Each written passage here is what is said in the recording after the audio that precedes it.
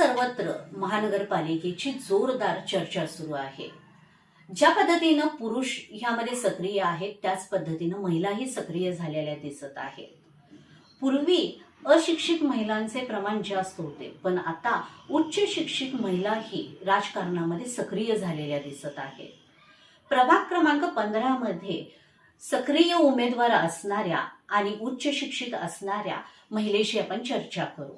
नमस्कार। नमस्कार। आपलं पूर्ण नाव? मी सौ श्वेता अजय लोखंडे। आपण कुठल्या प्रभागातून आणि निवडणूक लढताय? मी प्रभाग क्रमांक 15 मधून ओबीसी महिला ब मधून उमेदवार आहे, भाजप। आपलं शिक्षण?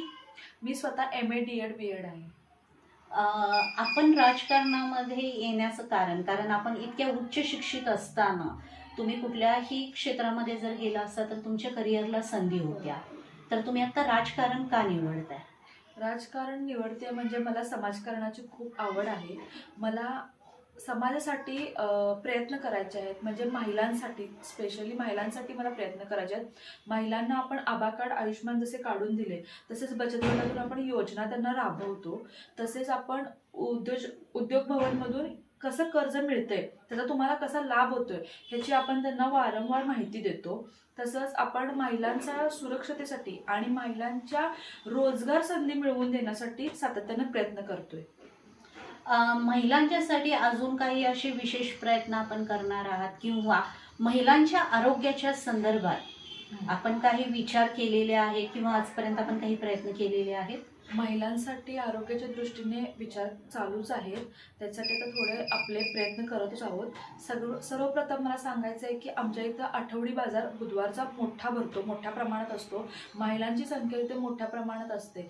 त्यांना स्वच्छतागृहाची तात्पुरतीची जी सोय आहे ती आम्ही चालू करण्याचा प्रयत्न करतोय। ह्या प्रभागामध्ये लहान मुलांच्यासाठी खेळण्यासाठी किंवा वयोवृद्ध लोकांना ह्या परिसरामध्ये बसण्यासाठी कुठेही जागा नाहीये, तर ह्या संदर्भात आपण काही विचार केलेला आहे? आमच्या प्रभागाचा मेन पॉइंट म्हणजे आपला हा स्विमिंग टँक एरिया आहे, रोटरी क्लब। तिथे आता आपण वॉकिंग ट्रॅकची सोय चालू केलेली आहे।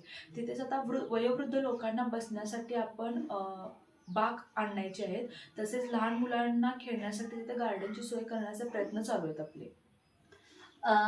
जसा हा एरिया एने झालेला आहे तसाच गुंठेवारी मधला काही प्रभाग आहे की जिथं अजून प्रभागामध्ये एने प्रमाणपत्र किंवा कुठलेही प्रमाणपत्र मिळालेले नाही आहे।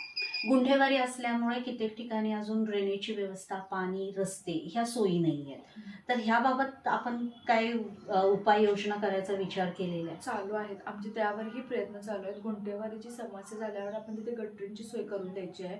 तिथेच पार्किंगची पण सोय, खूप मोठा प्रॉब्लेम आहे गुंठेवारी ठिकाणी, ते पण आपण नक्कीच प्रयत्न करत आहोत त्याचे। आपण उच्च शिक्षित आहात, जर समजा आपल्याला निवडणुकीमध्ये जर तिकीट नाही मिळालं तर आपण असंच राजकारणामध्ये सक्रिय राहणार? नक्कीच, आम्ही आधी पण होतो समाजकारणासाठी, आता सुद्धा सामाजिक कार्य करतो आणि इथून पुढे पण सामाजिक कार्य करतच राहू। उच्च शिक्षित महिला ह्या राजकारणामध्ये येणं ही काळाची गरज झालेली आहे। एक महिला शिकली तर कुटुंब शिकतं।